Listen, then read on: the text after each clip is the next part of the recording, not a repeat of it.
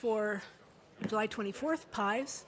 Here comes Michael Cathcart running up the ramp. First order of business is to approve the minutes. Do I have a motion? So move approval of the minutes. Second. Any discussion? All in favor, aye. Aye. Councilmember Bingle, was that an aye? Aye. Okay, thank you. Nays? Okay.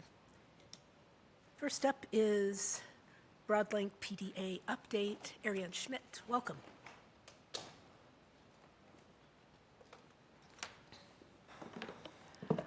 Good afternoon, Council. Thank you so much. It's really a pleasure to be here. My name is Ariane Schmidt. I'm the Executive Director of the Broadlink Public Development Authority. This is just a short briefing to give you a little bit of an update of what this new PDA has been up to, hopefully as a series of updates every quarter, 6 months, really wherever you feel helpful. First and foremost, want to thank the City of Spokane for their membership and Councilmember Cathcart for being on the board. This particular space is moving extremely quickly, not only in funding but in policy. Want to mention that the recent conference by the Association of Cities here in Spokane had a lot of conversation about broadband along with the Washington Association of Counties. And one item that Broadlink is in the middle of is working with our city and county collaboratives along with tribes on the tightening of policy, not only at the state level, but at the federal level, to ensure that funding does have clear pathways for investment. I'd like to let you know that the Broadlink website, which is Broadlink, BROADLINC.org, has a section devoted to the Broadband Action Team. This particular page will show you the members, which we are up to about 120 entities, as well as usually 20 to 30 attendees at our monthly BAT meeting, a number of which are your staff members.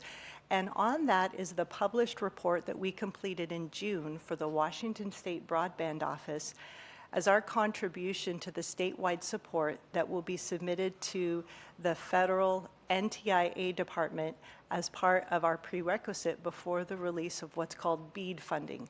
And this BEAD funding is $1.2 billion that will be coming to Washington State for broadband infrastructure and digital equity investments.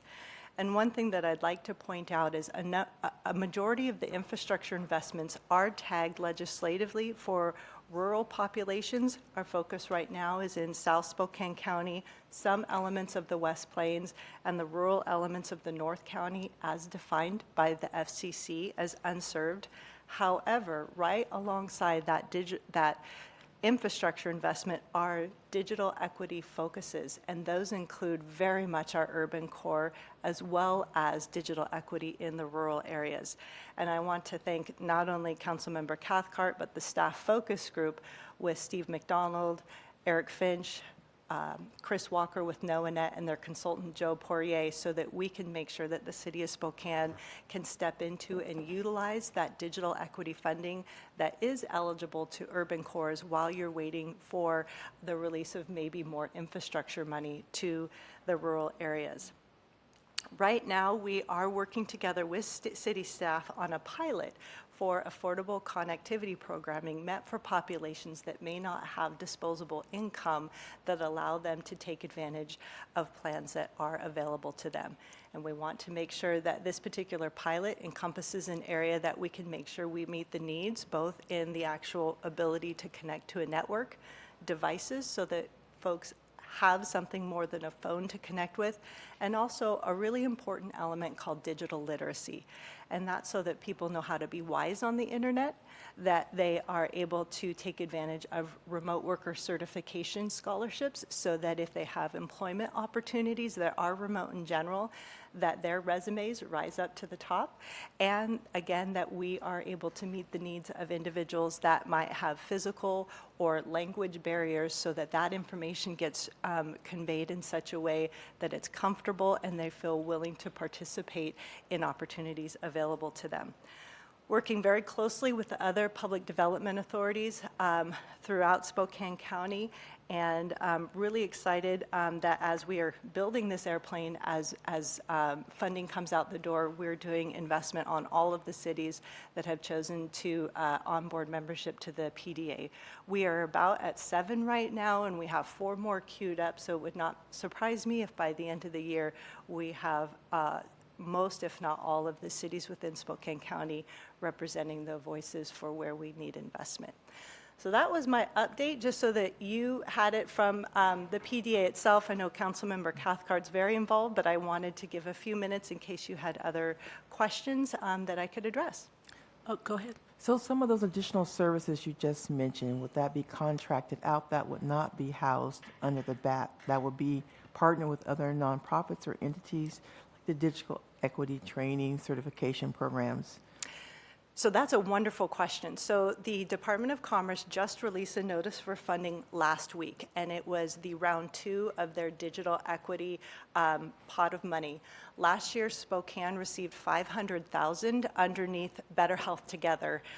They graciously agreed to be the lead applicant, and Allison Polson and I have met a number of times deciding how we would go after that next set of funding. She requested that the PDA do it for exactly that point, so that we actually establish a framework so that nonprofits that want to integrate the concept of digital navigation don't have to start all over, that we really take the lessons learned from the 5 nonprofits that were a part of last year, what worked well, what didn't, so that as we go ahead in the year forward, the thing that comes to my mind is a dental hygienist. Whether you're a nonprofit, whether you're a private firm or public health, you know what you're hiring when you advertise that job. We want to do the similar function for a digital navigator, so that a person that either comes as a digital navigator to a firm, or we provide funding for them to add to somebody else's FTE, they understand what that means, that is training for basic internet security,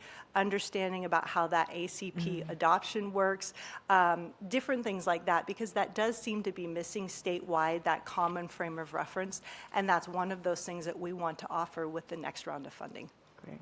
Thank you. And totally in support of that.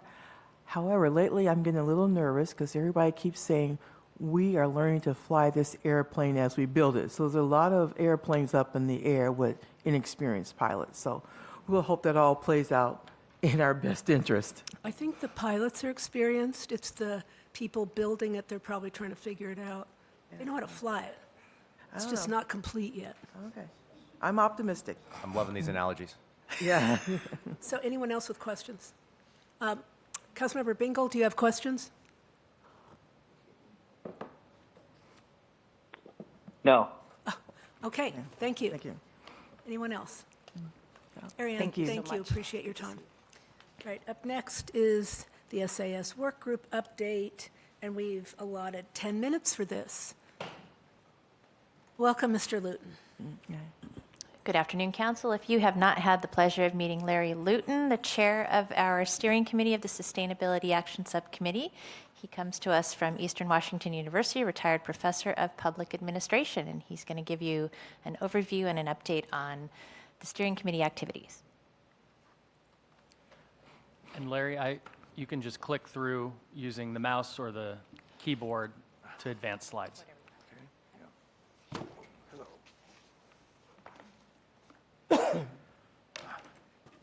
Good afternoon. As you've heard, I'm Larry Luton, Chair of the Steering Committee of the Sustainability Action Subcommittee of the PIES Committee of the City Council. And I want to thank you for giving me such a short title. It makes it really easy to introduce myself at outside meetings. Let's see, whoops, back up. Skipped one. Yeah. Okay, so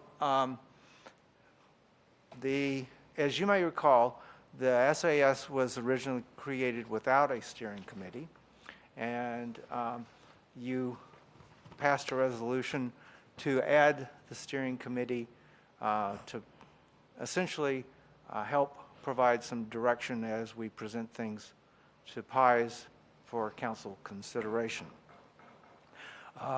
We got kind of a slow start, in my opinion. I'm a climate action advocate, and I don't like slow things. I'm used to slow things by being a professor at a university, but this has been slower, really slow. But we had to organize ourselves.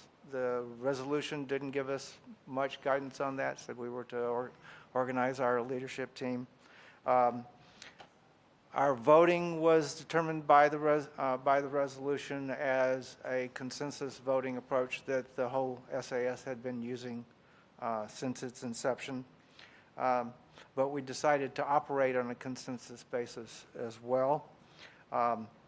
We made choices working with city council, legal counsel, and others, trying to figure out how we should address the Open Public Meetings and the Public Records Act requirements, because this was something new for the SAS.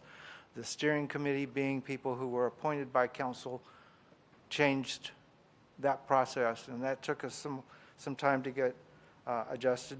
We adopted the vision statement as it is in the SAP. Didn't want to separate ourselves at all from the work that had been done previously. We also adopted a mission statement. I've got some slides on those if you want to see them later. This was, I think, one of the best things that happened. We not only adopted our regular monthly meeting, but because we saw that we had additional work that needed to be done, working together with the work groups and figuring out what the relationship between the steering committee and the working groups were, we adopted a second meeting each month in order to provide space for reports from the working groups. And so these volunteers agreed not just to an hour and a half, but an additional hour in the month in meetings to get this done. We re-engaged the work groups. We received priority presentations from 5 of the 7 that are currently still in existence. When the resolution passed, there were 10. There are now 7, a couple of them combined. And we began getting reports from them so we could better understand the priorities as they had submitted them about a year previously. So that involved getting them together again to review what they were doing and maybe to update them as well. As I said, we're working on the relations with the work group. We're doing probably less than Councilmember Kinnear would like on our work plan. She proposed this initially. We haven't gotten, we've got a draft of it, but we haven't really given it the consideration that it needs. And we're working on deciding when and how to bring the work group priorities to PIES with the help of the work groups, because they're the experts on this. And we got a presentation on the general facilities charges. The initial conversation sounded very positive in terms of providing a letter of support for that, but we didn't have a meeting on July 4th. That was our regularly scheduled meeting, so we haven't gotten back to that one.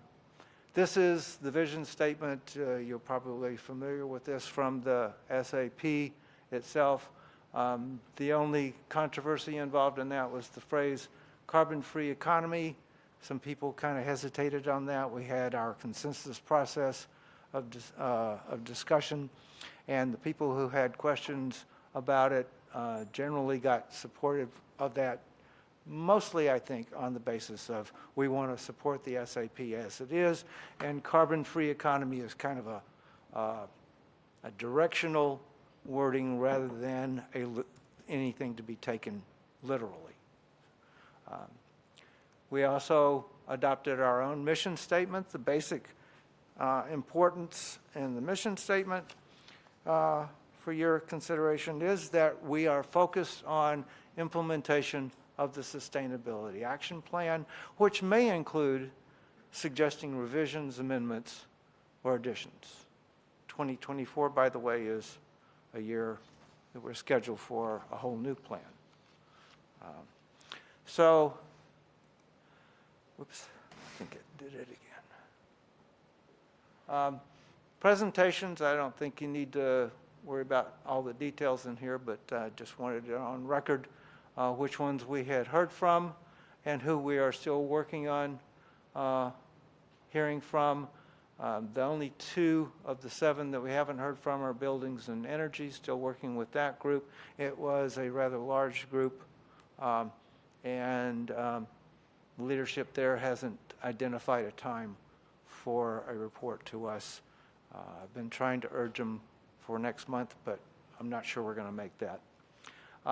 Health and well-being was almost entirely disbanded, except for a couple of members who are already on the steering committee. And so we spent a lot of time putting that one together, and we've got a great new health and well-being work group for you.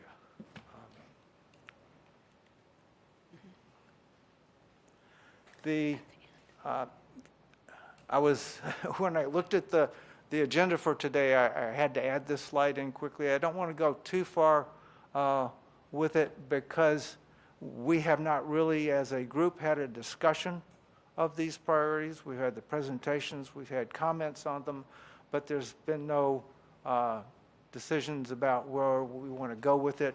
But transportation and land use was mostly interested in kind of a walkable communities. I thought after I wrote that I should add bike networks and working with the STA to improve bus service. Natural environment included 6 priorities. It was just an amazing report they gave us. And I didn't want to try to give you all of that, but included a green core for identifying natural spaces in town, working, improving a number of parks and other spaces that could be parks or natural areas kept inside the city limits. Tree canopy is a really big one for us, and I thought I might add to that you may have noticed that Priority Spokane identified the tree canopy as one of their 4 priorities. And expanded outreach on all of this to citizens, to get them involved as volunteers and to get them better educated as to condition of the natural environment and the need to protect it within the city limits. I got all ones on that somehow. Okay.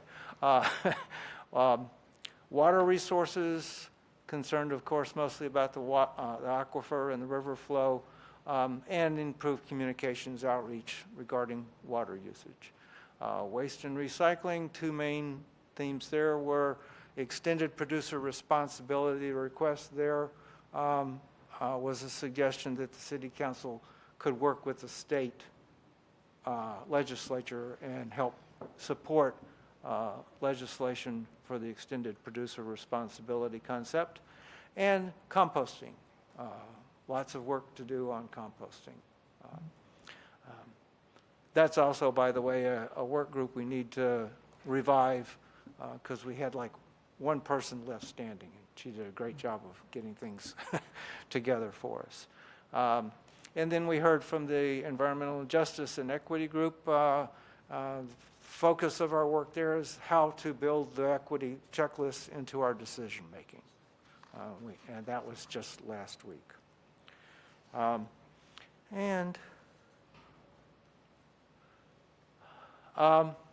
As I said, 2024 is a year that you've set for revision of the SAP.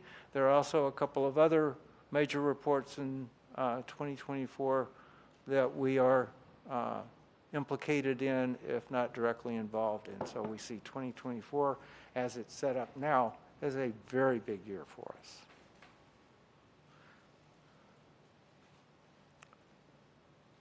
Questions or comments? Questions for Mr. Luton? Go ahead. Thank you. Just really aggressive goals. Just wondering at the capacity of the Sustainability Action Committee to really, with volunteerism as all-time low in many committees, how you guys plan to really deliver?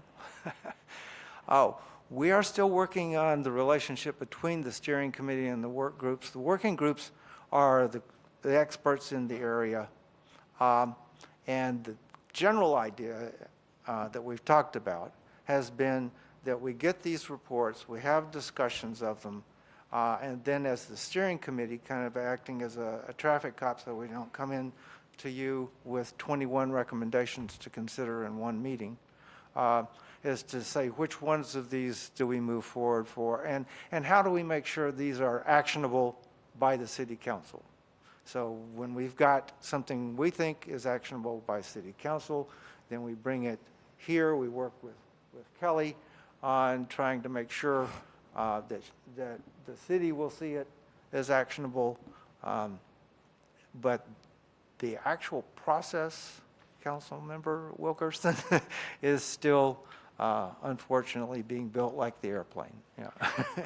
Yeah. That airplane metaphor is going to get us in trouble. It's I'm sure. already old and tired. Yeah. Yeah. Go ahead. Thank you for the presentation. And I'm just kind of wondering, when the committee brings a recommendation to council or you contemplate bringing a recommendation, how is the committee prioritizing? Because obviously I'm sure there's a lot of policies and ideas and things that you could, look into or recommend that we consider.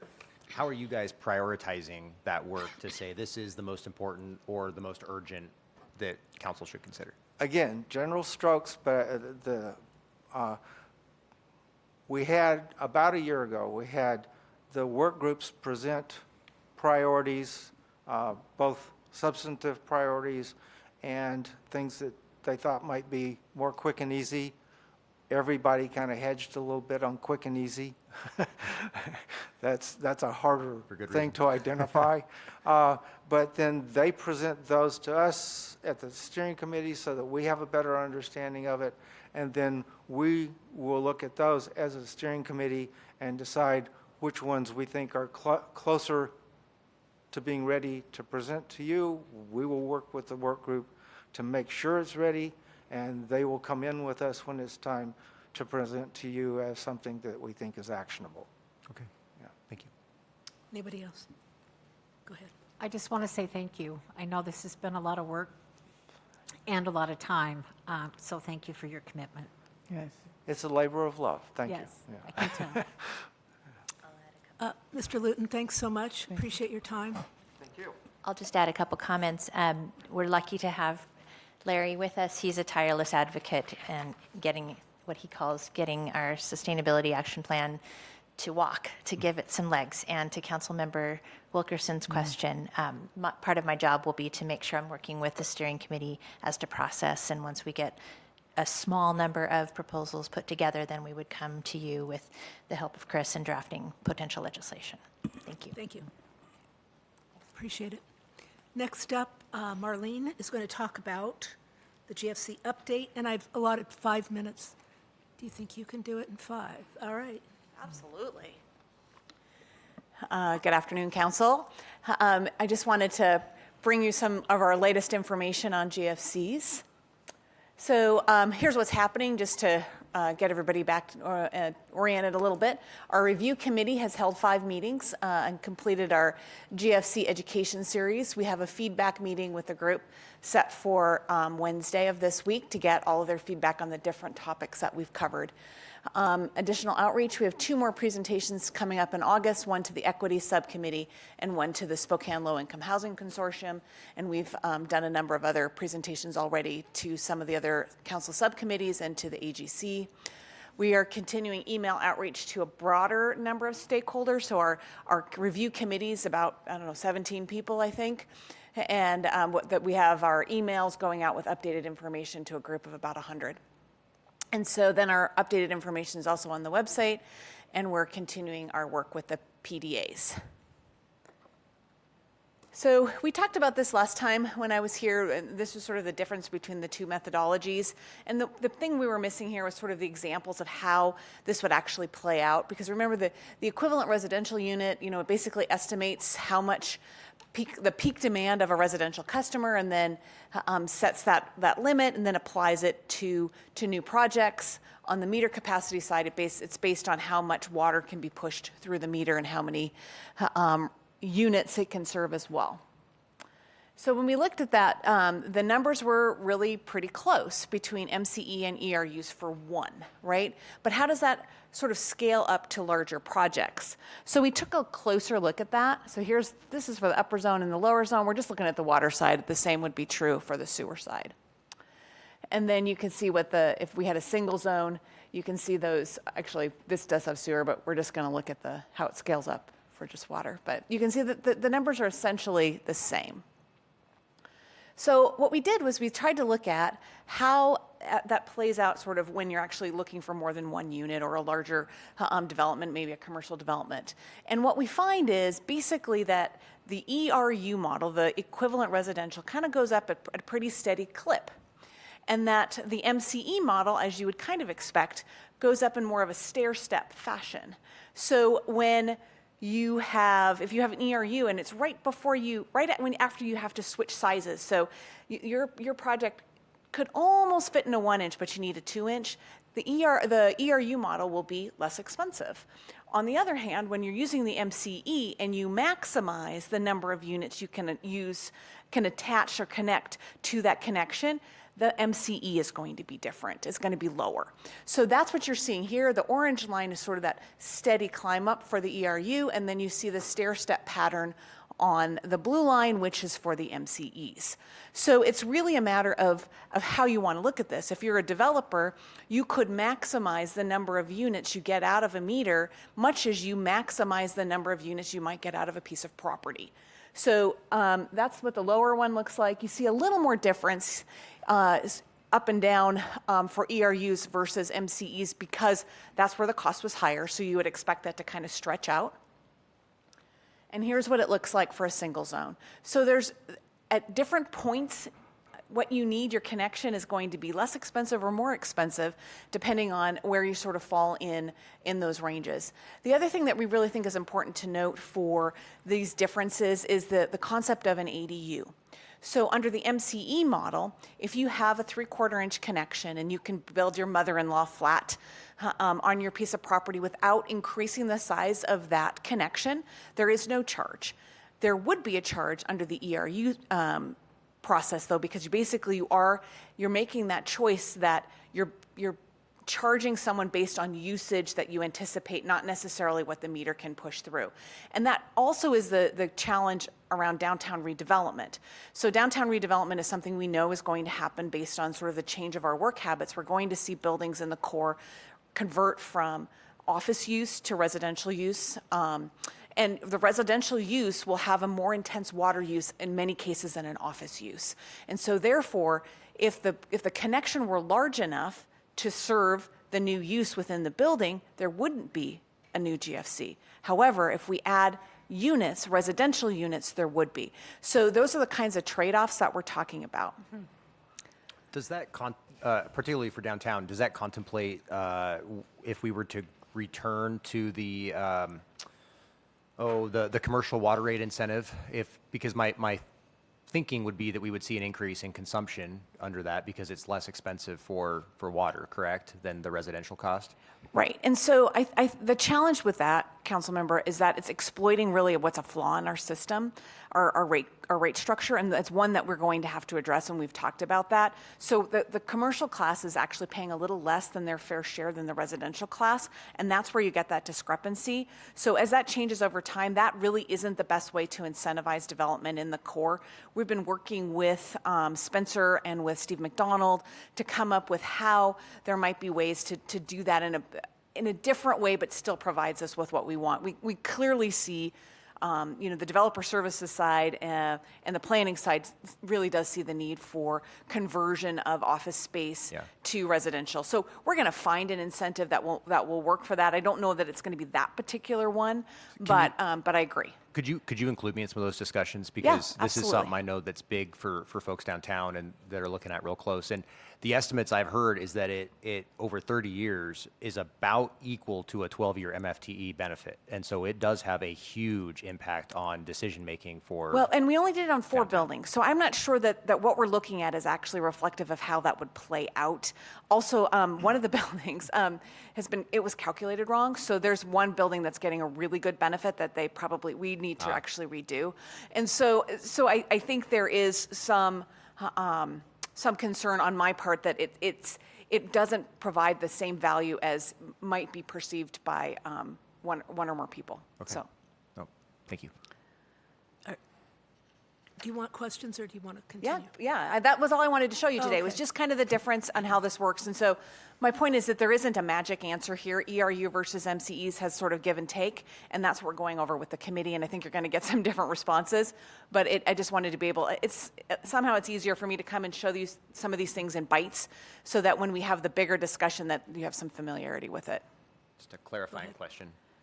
You've referenced 3/4 and it's up there a lot. Are we no longer talking about 5/8 as an Oh, alternative? 5/8 we have as an alternative. Oh. So 3/4 is going to be what we consider the base. Okay. So we're going to build that off of, so that everything else kind of builds off the 3/4 inch. The 5/8 you're going to have to, the developer would have to show us that it's a smaller lot size, or it's a smaller building, or they've implemented Spokanescape and reduced the number of outdoor irrigation heads so that it would fit within a 5/8 use. So the 5/8 will be available for a lot of folks. It's just going to be dependent on some of those factors. So we'll just make that really defined Yeah. well.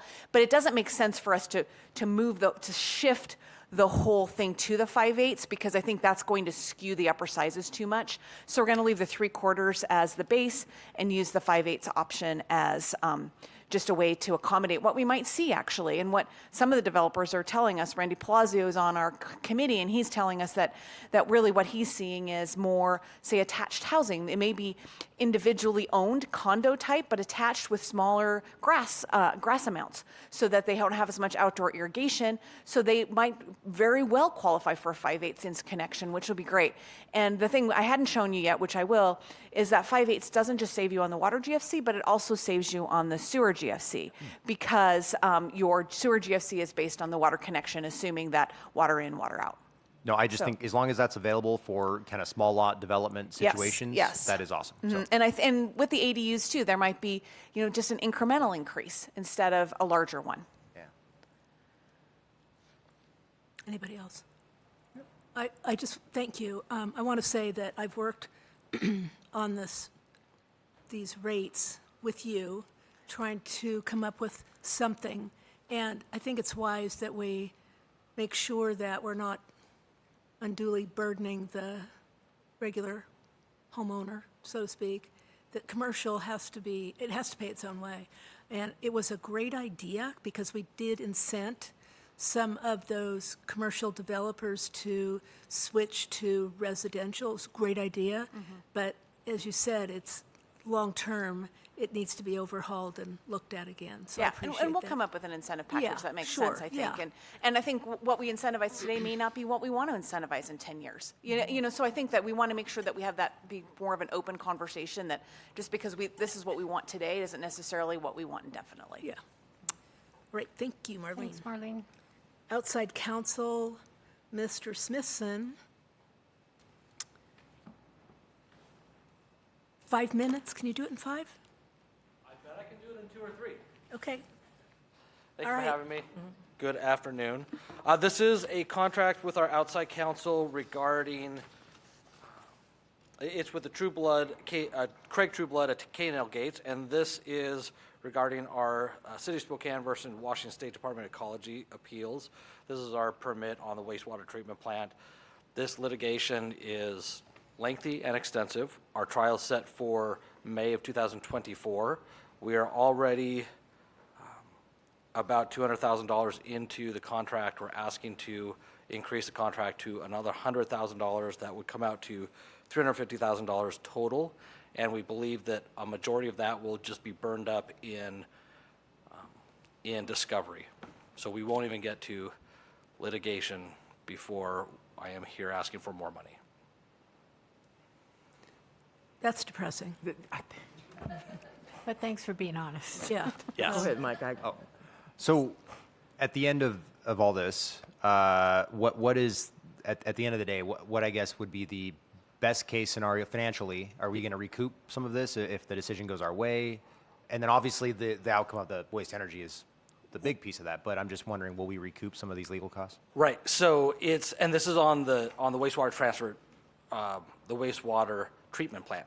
So the problem is that the state has lowered the number such that we would have to put a lot of money into our wastewater treatment plant that we just upgraded and updated recently in the last few years. And so we believe that it is a state-of-the-art system right now.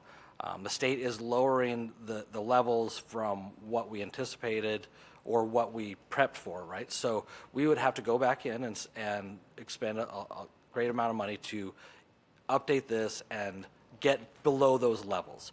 So what we're looking for is basically just a variance, or they go back to the levels that we were prepared for, that we made our wastewater treatment plant for, and then at that point, we're just basically on even footing. So that's where we're going. We're not necessarily, it's not necessarily litigation as far as we don't want to comply, it's that we can't comply with that level of testing.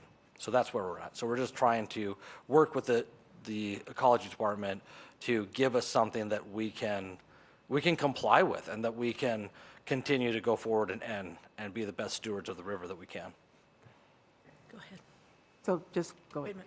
minute. Would it be cheaper, or the cost to change our system or upgrade our system to meet their latest limits? Is it cheaper to do that than litigation, or I'm assuming it's a lot more expensive?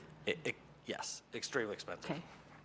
So the problem is that we can't meet it. There's no technology that exists today that meets it. There's not even a test that tests down to that level.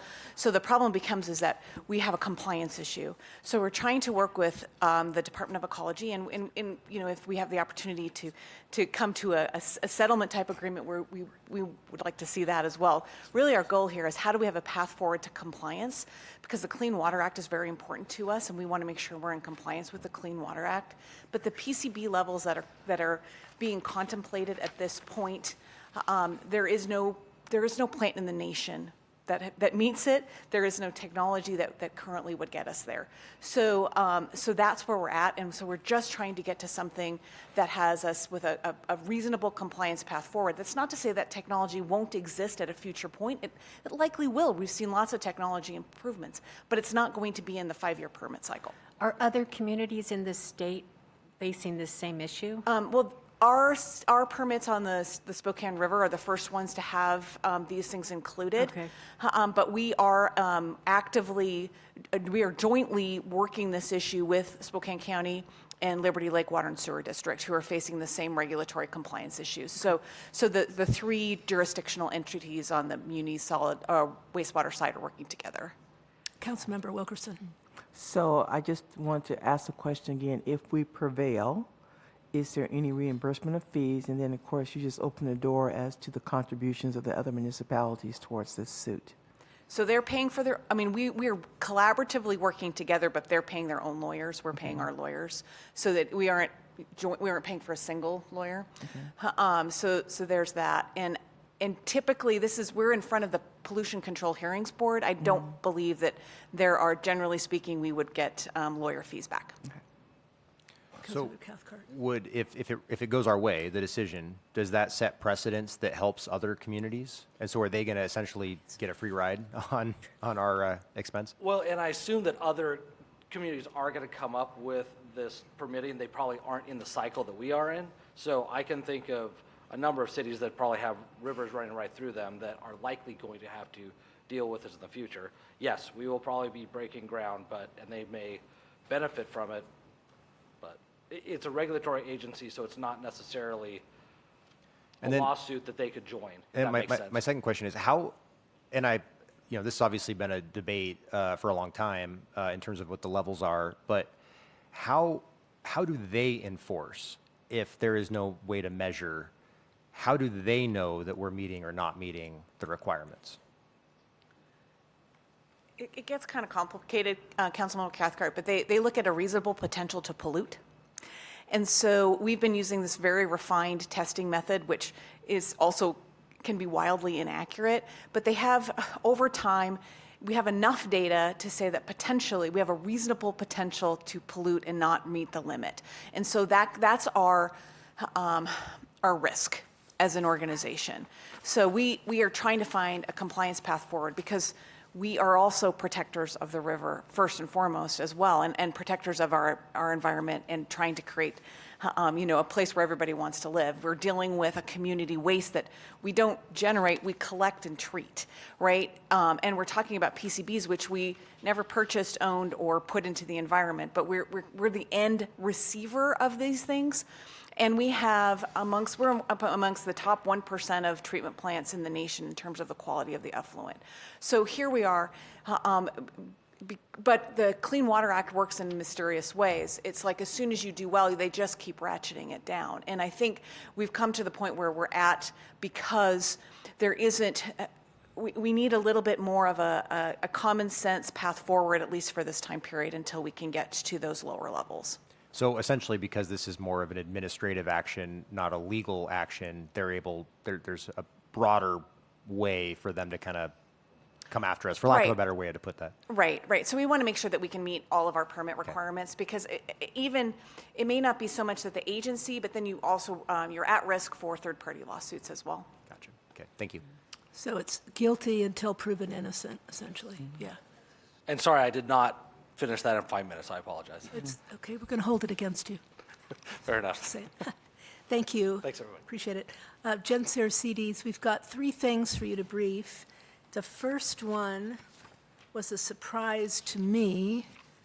Jacoby just told me about it, and it is the what is it? Oh, yeah, it's SBO for Northeast Community Center Association. It's the triplex. And just for some clarity on this, council, this had already been to committee, but there was no SBO attached, so we just asked that it come back. It's going to get briefed at 3:30 today, so if you have any follow-up questions, maybe that's the place, but I wanted to make sure we notified everybody in the public and here that the SBO is now in the packet. Yeah, so this is an item that we actually have taken to council twice. The first time we took it through was part of that affordable housing RFP that we put out, and we had originally allocated funds to this particular project at that's being completed by the Northeast Community Center Association to CDBG funds. During the process of procurement where we vet the project, it was determined that they were not actually rehabbing a unit, so they had a large lot that had a housing unit on it, and we were under the understanding that they were rehabbing and adding onto that unit. They were actually building a secondary unit on that same lot, and we can't use CDBG funds for that type of an expense. So we do have availability in those 1590 funds and requested permission to move those funds from CDBG to 1590, and this SBO is allowing those funds to move. Go back in there. Thank you. And then we have 2 other things for you, and that is acceptance and disbursement of ROW funds and acceptance of formula grants. Yes, okay. So I am requesting acceptance and disbursements of the right-of-way funding through Department of Commerce.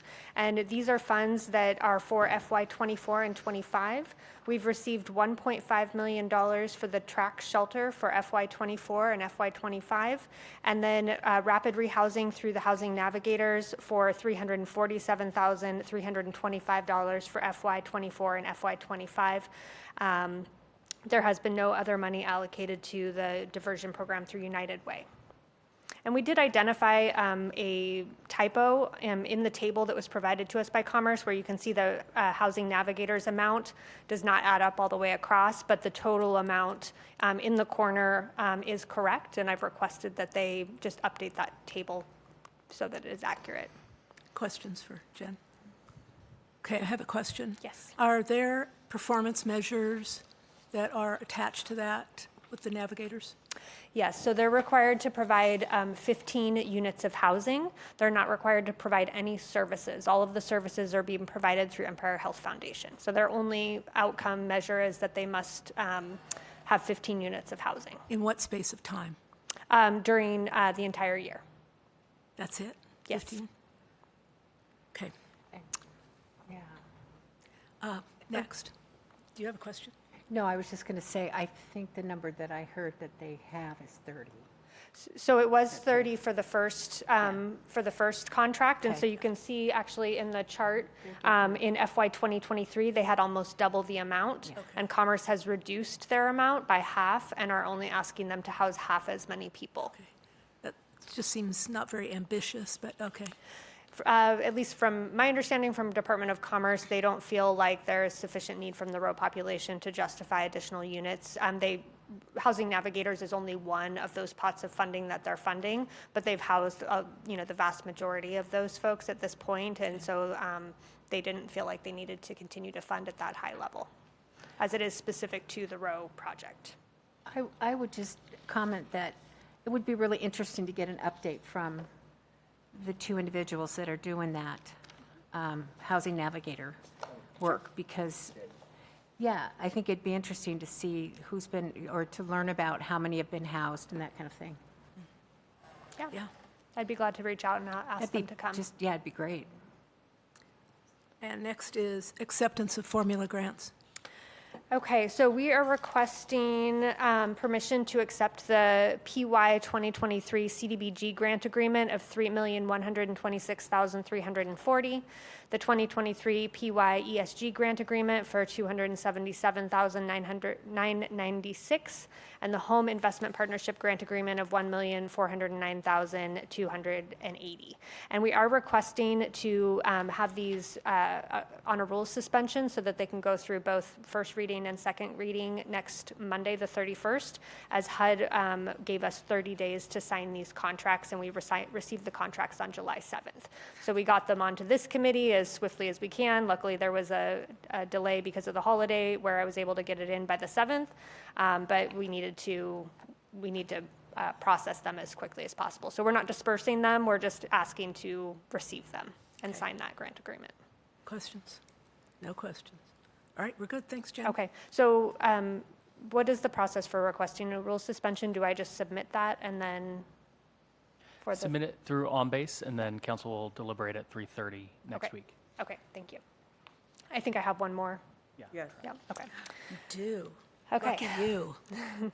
So we are requesting to amend the track TSA contract, which is OPR 2022-0017, by adding $4.7 million and decreasing the contract period to terminate October 31st, 2023. And that was as a result of conversations around requesting to have a new RFP go out for the operations and services located at that facility.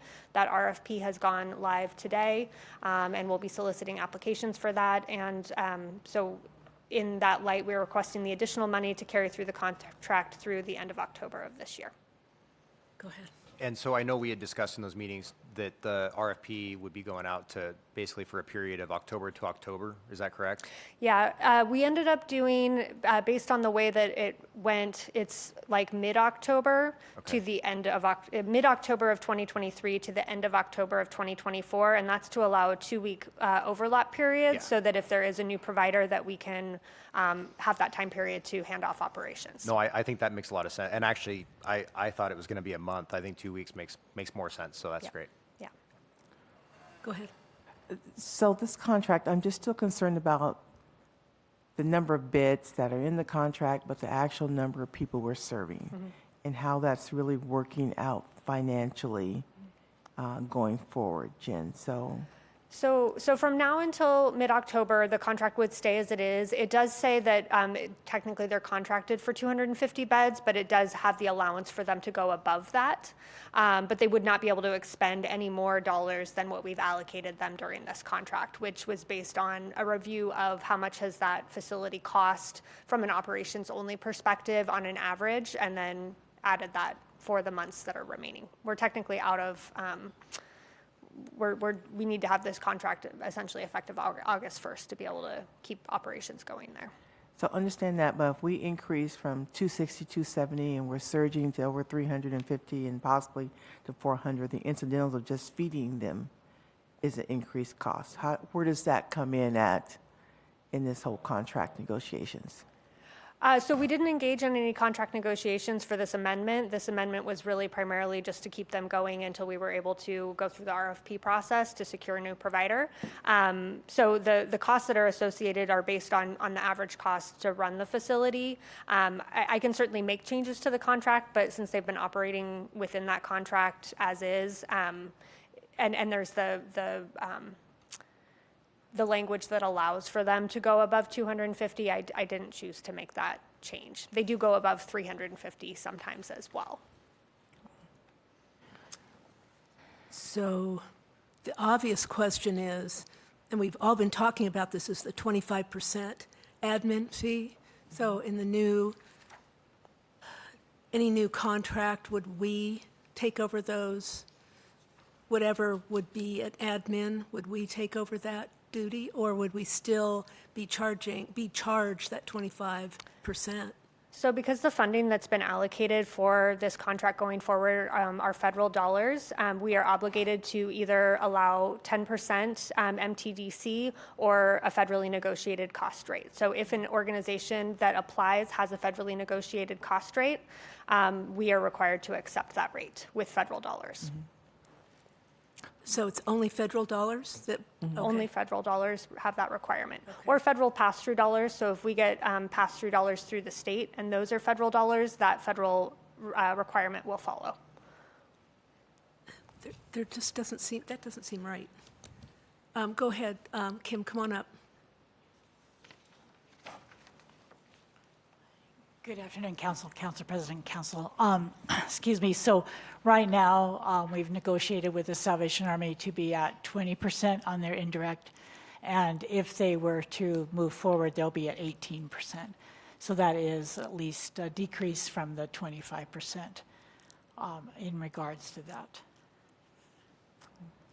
Questions? Some other federally approved, Federally negotiated. negotiated rates, thank you, are actually higher than the 18% at this time, too, so that you know that. But at least the Salvation Army has been willing to, because it's the national rate is that high, so they were able to get it down to 20 at this time and hopes to have it 18 down in the next 2 months.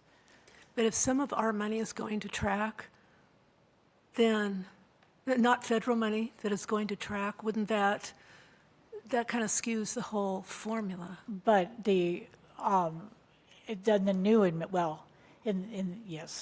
it does, you talk about that one, yes. So if it's a singular contract, the federal dollars supersede any other requirement on that contract. If we had multiple contracts with multiple different funding sources, you could say that the dollars that are coming from a non-federal source are not allowed to have a federally negotiated rate. But when you lump them all into a singular contract, you have to go with the federal rate.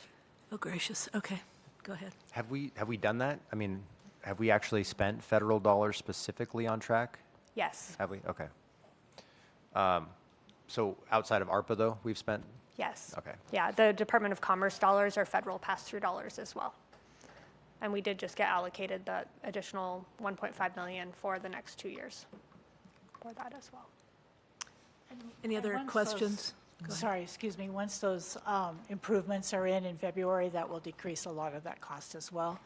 And we have been also working with finance in regards to that, the American on-site, they do all of the portable restrooms, on maybe taking that on and assuming that contract. So we are looking at some of those items as well. Sorry, real fast. Just 30 seconds. What would be the process for reviewing the RFPs when they come in? The process would follow our standard CHHS process. So it would come in, it would go to the RFP committee for review. The RFP committee would make initial recommendations, which then go to the board. The board votes on those, and if they approve them, then we would bring them to city council for review. Okay, so we would come in at the very end, presumably mid-October, so we're trying to make a decision probably before mid-September, probably? Yes, I have the timeline on the webpage, but it gets us, I think, at council on the 25th of September, Okay. which gives us a little bit of time to get those contracts out and through. And I would just say, based on all of our previous experience, probably the earliest you can have a touch with us, just to make sure there are no questions, concerns, probably the smoother that whole thing will go too, so. Yep. Thank you. Next up, resolution regarding insurance premium purchases, but Jason, welcome. Good afternoon, Council. So we're requesting a resolution to waive the public bidding requirements for our insurance premiums. This is just to ensure compliance with Spokane Municipal Code. So normally we have to go through a public procurement process. that's competitive. Since we don't have the subject matter experts within our own staff, we contract with a third-party broker, and so they do all of those negotiations on our behalf. Currently, the risk management team is working through those current premiums for the 2023-2024. They'll be presented later in August for the September renewal date. So this particular step on the resolution is just to follow with SMC that says in order for us to do the method we're using with the broker, we have to pass a resolution stating that we're waiving those premiums from the public bidding requirements. Thank you. So I know this was Mr. Ormsby's wheelhouse when he was here, and I thought that some of these really were that it was in the process that they were going through the RFP process. So Not the premiums not the themselves. not the So premiums. the broker that we hire, that goes through our competitive process, and we're currently in year 2 of a 5-year contract with the broker. And then the risk management team, currently Scott Jordan, who's our new risk manager, he sits down with the collection of what our desired premiums coverage should be as far as a best fiscal practice in order to have that extra coverage beyond our self-insurance. And then that data will then be collected with our brokers. And when we're getting ready to renew that, then similar to the way Mr. Ormsby did, it will be a presentation to you folks as far as what are all the market conditions, what's the best coverage, what are the premiums we're paying, what does that whole package look like, and then that'll be presented for you guys to review. And with this suspension, what type of timeline would that look like, that information?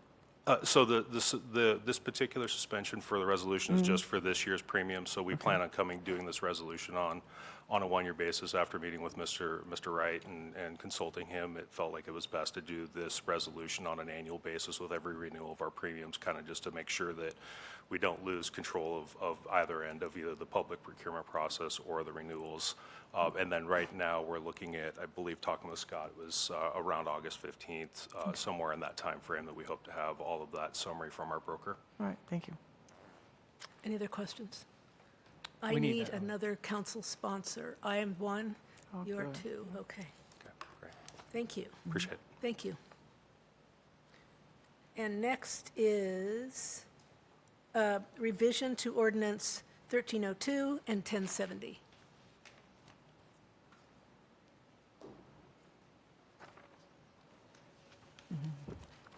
Good afternoon. You're going to get tired of me. Chris Averett's on vacation, so I'm just filling in here. So basically what we're asking is for council to consider a change to the potential start times for garbage collection to 1 hour earlier.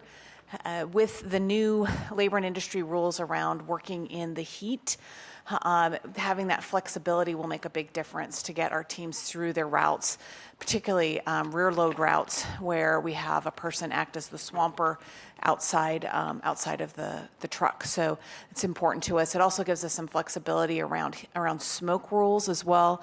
Smoke conditions can change throughout the day. So if we have a little more of a window where we can pick up the trash and the recycling, that would make a big difference for us. So just for clarity, this is something that would be more of an option for them if they would choose to want to start earlier? Right. So right now, we've been starting our teams a half an hour earlier, but they've still been picking up in the 7 a.m., starting the window at 7 a.m., and that's made a big difference for us. So we'd just like to have 1 more hour as a cushion. I mean, it's unlikely we would start there early, for example, in December, because it's going to be pretty cold and dark. But in the summertime, to have that flexibility so that they can look at the forecast and say, yeah, the next 2 weeks are, well into the 90s, we'd like to start earlier. So Do we, not for these reasons, but do we have that kind of allowance for other positions, in the city? I mean, where people can so we're starting to look at that to see what makes sense. The garbage trucks, because they hit the residential neighborhoods, often the other units are in arterials, so it's a little different in terms of disturbance. So, but we are looking at those heat rules and how that will impact us, particularly as you need to take breaks and step up the number of breaks. How we can still complete the summer's worth of work under those new rules. Okay, thank you. Councilmember Bingle. Thank you, Marlene. My understanding was that it's not an option. You would tell the employees, hey, you're going to start at 6 this time. and then throughout the year that changes, but it's not like they have an option, oh, we can start an hour early if we want. Oh, no, it's not an option for the team. We'll tell them when they start their day. I think to Councilmember Cathcart's point, it may not be every week all year long, right? I mean, so, Well, I guess I'm just worried about, if somebody has a pretty set schedule and suddenly it's off by an hour, is that going to mess up their ability to pick up their kiddo, or you know what I mean? Like right. just different And issues. I think that we've been working with the employees to make sure that, because different routes do start at different times of day, commercial versus, there's also, we have a night shift for like downtown nights and so forth. So we'll work with those employees to make sure that they have a time that makes sense.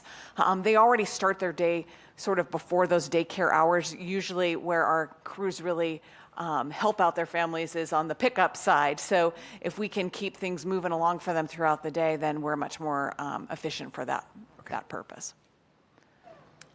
Councilmember Bingle, did you still have a question? No. Okay. Anyone else? Right. Next is Water and Sewer Rehab Program. Marcia.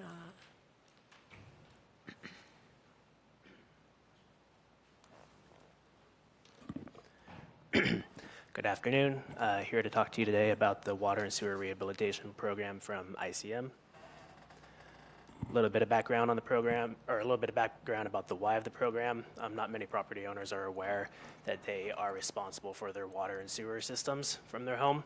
As you can see on this graphic shows in the gray what property owners are responsible for. The blue shows what the city is responsible for on water lines, and green on sewer. As you can see, we're responsible from the main up to the water meter for water, but only for the pipe for sewer. Residents are responsible for the connection up into their home. Usually they discover this when it's an urgent need, something's already broken and leaking.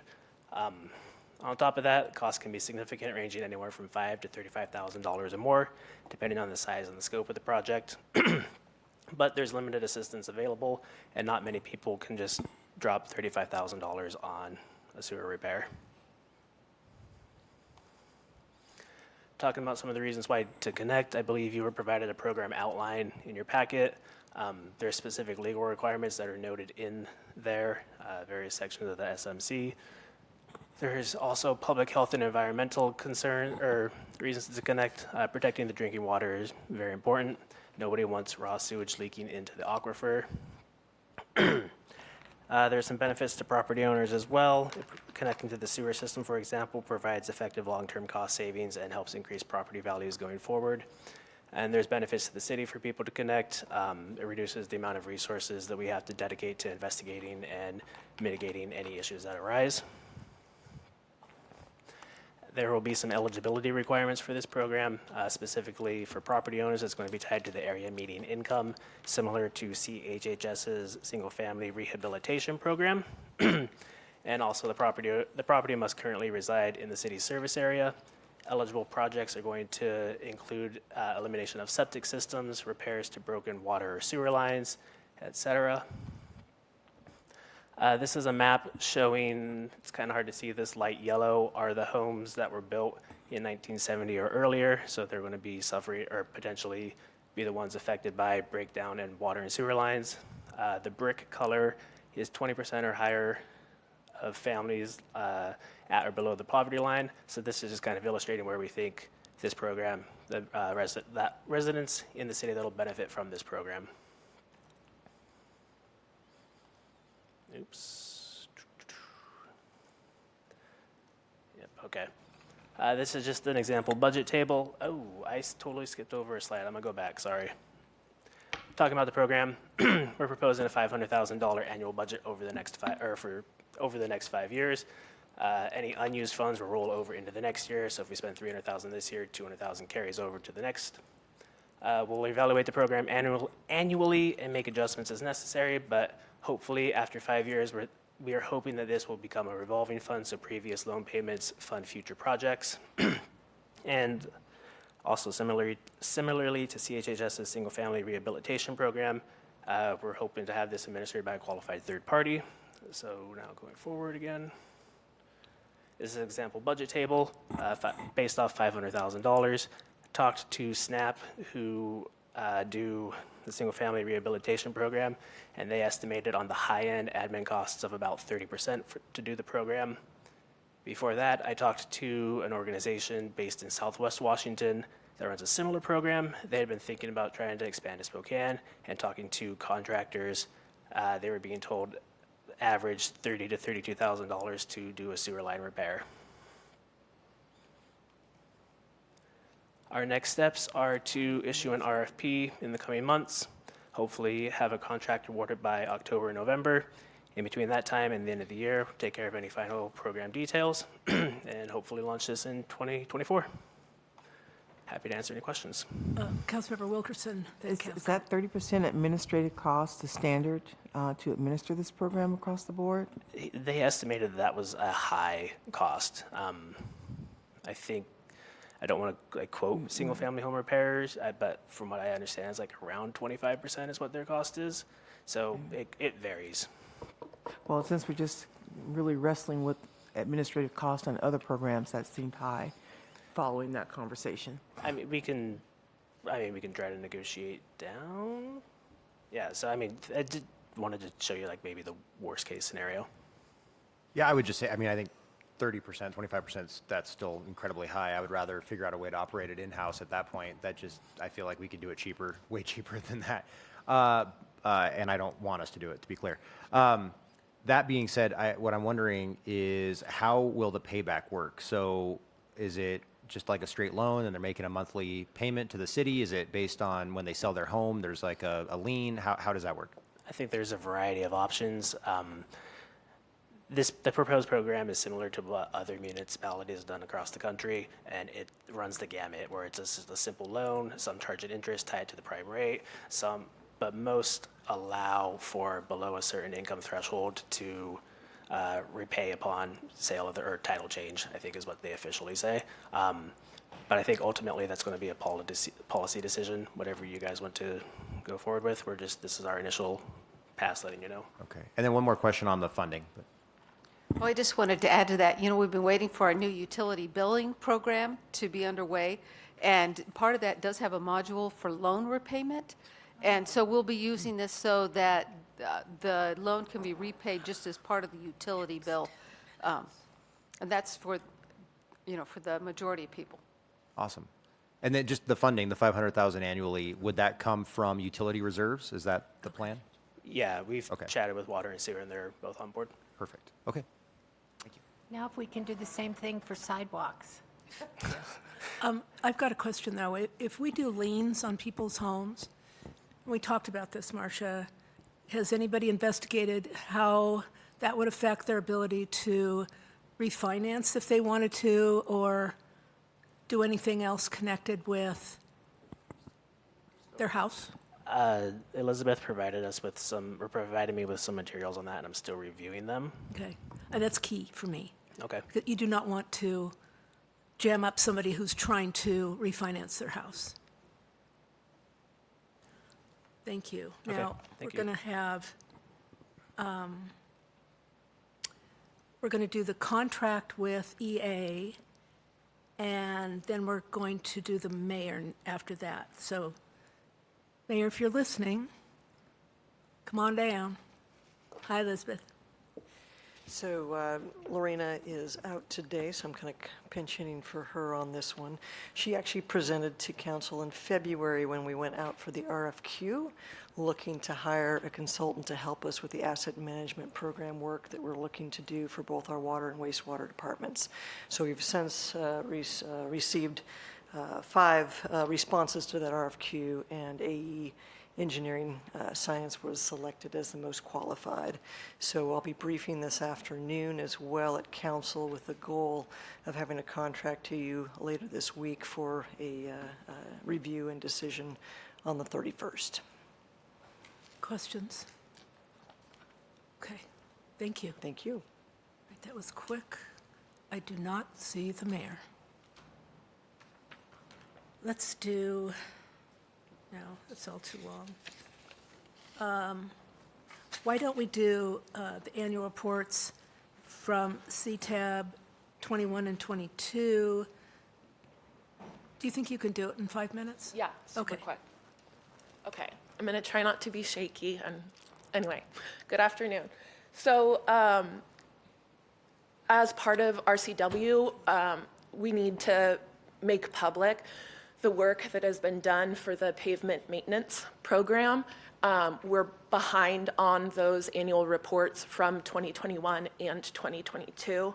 So I've just been working with that group, CTAB, to clean up those documents and accurately relay what happened in 2021 and what happened in 22. So just wanting to make you aware of that work, and then I can get the website updated and we'll be in compliance. Questions for Abby? See how easy that was? Thank you. No, I'm still shaking, so bear with me. My next item, do you want to do? Sure. I think, no, let's hold off. Let's let the mayor go, then we'll come back to you if you don't mind. Great. I'll go Thanks. calm down. Yeah, breathe, Abby, breathe. Mayor, you want to come on down? Sure, thank you. Do you have an entourage with you, or are you by yourself? I'm always by myself. Okay. But I didn't know if Lyndon not going to be here. I didn't know if Lyndon was going to be here. Well, thank you for giving me some time. Lyndon is. Lyndon is here. I'm going to stand right next to me. Well, thank you for giving us some time today to talk about Lyndon. And I wanted to start off with an apology to all of you. We had been in communication with Council President about Lyndon. Not and me. Former thank you. Council President. Thank you, Council President Kinnear, for correcting me. Throughout this process with Lyndon Smithson. And former Council President had indicated that there just were not the votes to get Lyndon confirmed. And I took him for his word, but my apologies to you that I did not reach out and have individual conversations with you regarding Lyndon. So, as you know, Lyndon came in this role in May of last year after we received word that Mike Ormsby was going to retire, and there was some overlap time so that Lyndon could work with Mike. Came in May of last year, and then within just a few months, Prop 1 was decided to be put on the ballot.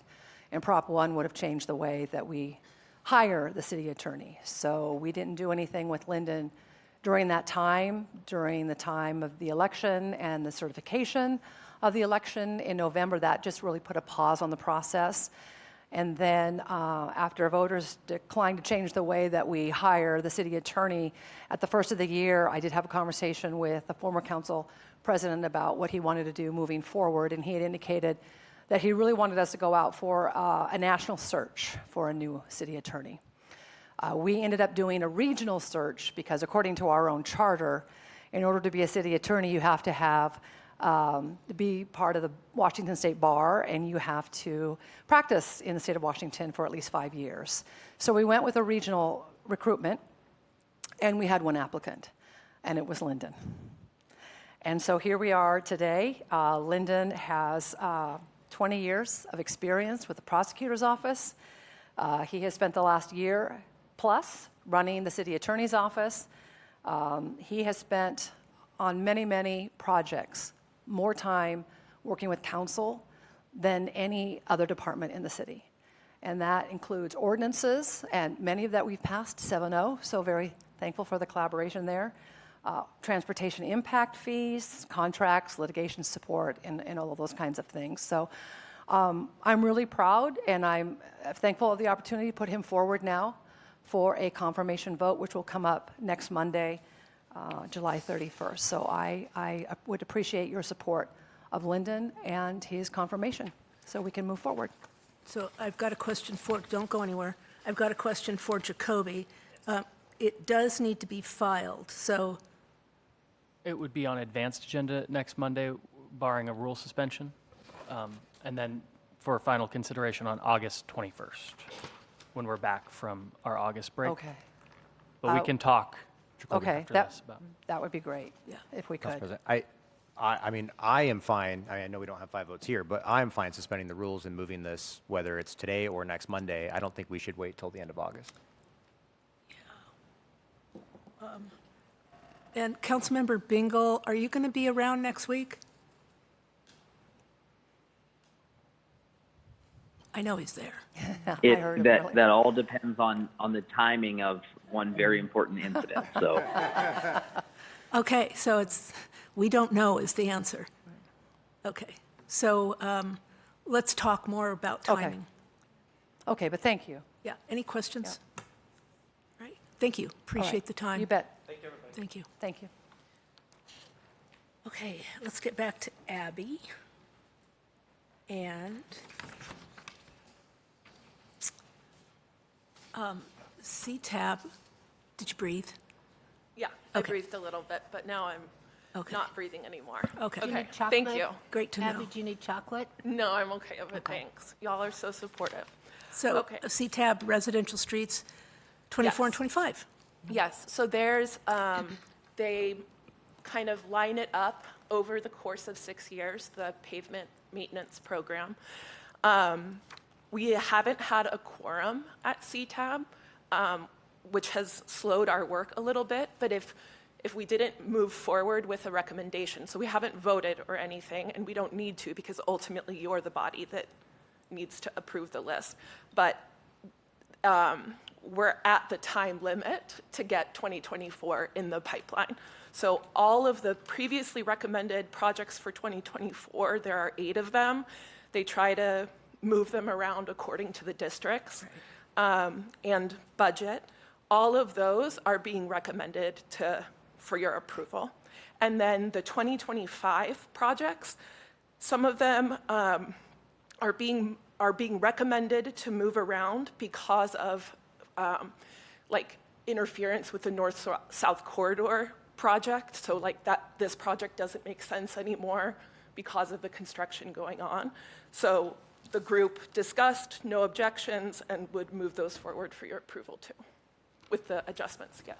When, if you know, when do the terms end on CTAB? I mean, it just feels like we need to maybe think about refreshing that group. Yeah, and so they're scattered, Okay. you know, so as to hopefully not have a vacuum.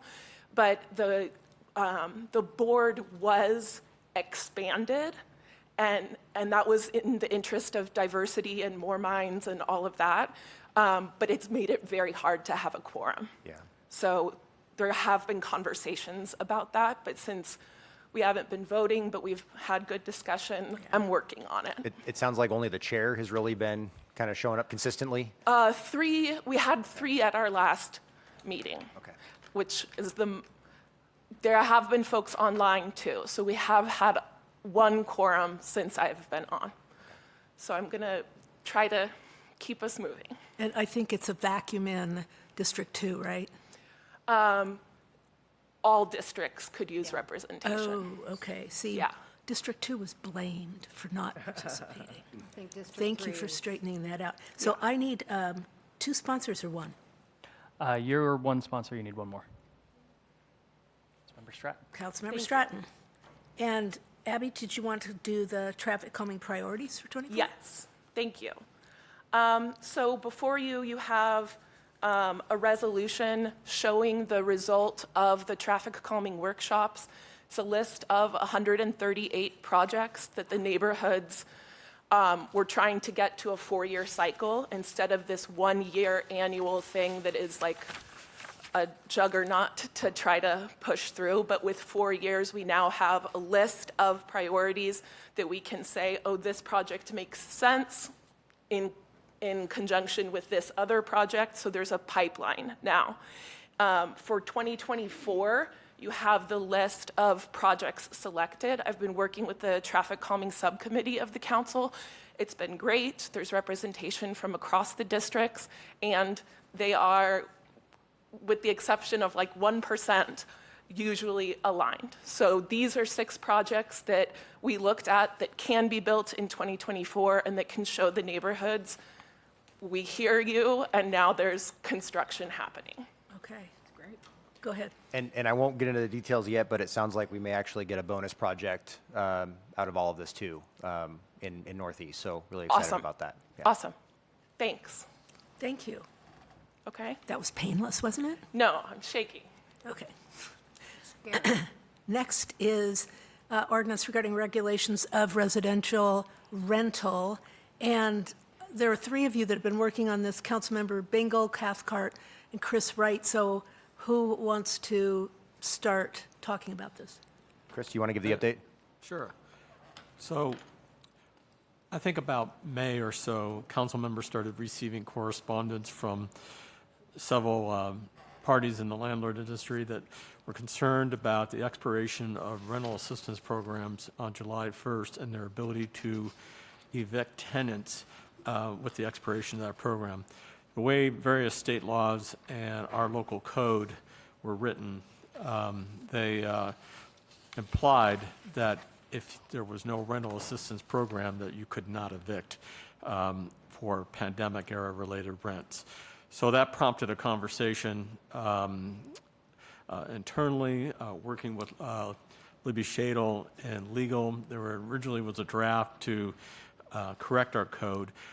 You might remember that in 2022, I think it was, the council adopted a Chapter 1808 municipal code. It was an attempt to deal with all the pandemic-related rental issues. And it was clear that that code, that chapter of the code, was not only complicated, but probably obsolete in light of state law. And plus, in the interim, you had passed your landlord-tenant regulations earlier this year, and it didn't make sense to have two sets of landlord-tenant provisions in the code. So with Libby's help, originally there was a draft to repeal 1808 and carry over some of the pandemic language into SMC 1057, which is your current landlord-tenant section. After that first draft, at former council president request, I looked at whether we had enough of the old 1808 language carried forward, and I recommended that we include some other provisions in the new ordinance as well. So the upshot is the ordinance in front of you is going to add language to your landlord-tenant provisions from the spring that do several things. First, it'll carry over the pandemic requirement for repayment plan. So if you owe money for pandemic era rent, there's still an obligation to offer a repayment plan for rent up to April 30th of this year.